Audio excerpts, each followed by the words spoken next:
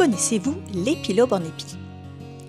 S'il vous arrive de vous promener en montagne en été, vous avez forcément rencontré des champs de cette grande fleur rose qui pousse en colonie et qui embellit les paysages. Elle peut mesurer jusqu'à 2 mètres de haut. Elle aime les clairières, les lisières de forêt et les éboulis ensoleillés. En été, les fleurs disposées en épi tout au long du sommet de la plante arborent 4 pétales roses en croix qui semblent alterner avec 4 sépales pourpres plus étroits. En automne, les fruits se présentent sous la forme de longues capsules qui s'ouvrent en 4 valves et laissent s'échapper une multitude de graines ornées chacune de pappus soyeux. Chaque plante produirait jusqu'à 20 000 graines minuscules emportées par le vent.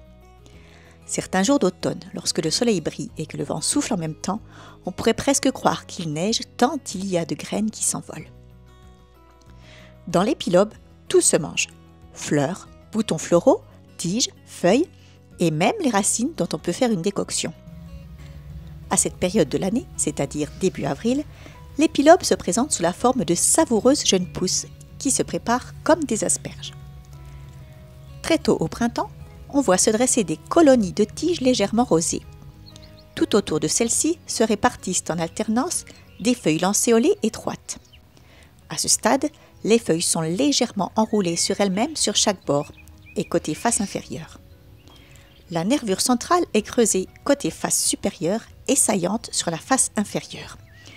Elle est nettement blanche, voire rosée. Quant aux nervures secondaires, elles ont la particularité de s'arrêter avant le bord du limbe pour se rejoindre les unes les autres. Mais pour pouvoir vérifier ce critère très spécifique à cette plante, il vous faudra une loupe de botanique. À ce stade, on pourrait confondre l'épilobe avec le solidage, qui pousse également en colonie à la même période et qui présente un aspect assez similaire.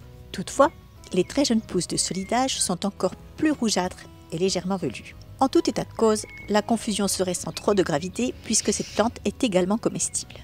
Mais revenons-en à nos épilobes.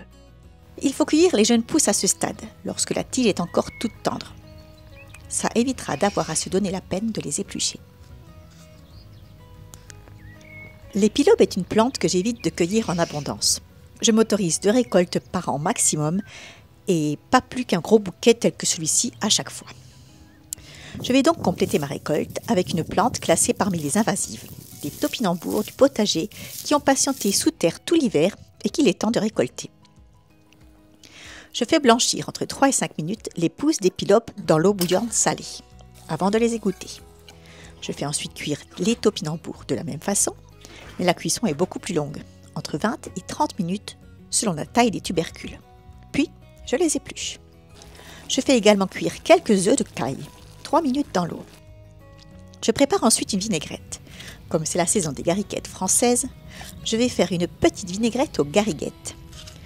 Dans un mixeur, je mets une dizaine de fraises, 3 cuillères à soupe d'huile d'olive, 1 cuillère à soupe de sirop d'érable, 1 cuillère à soupe de moutarde, 1 cuillère à soupe de jus de citron, je sale, je poivre. Puis je mixe. Il ne reste ensuite plus qu'à dresser le tout. Je coupe les topinambours en rondelles, j'ajoute les œufs de caille,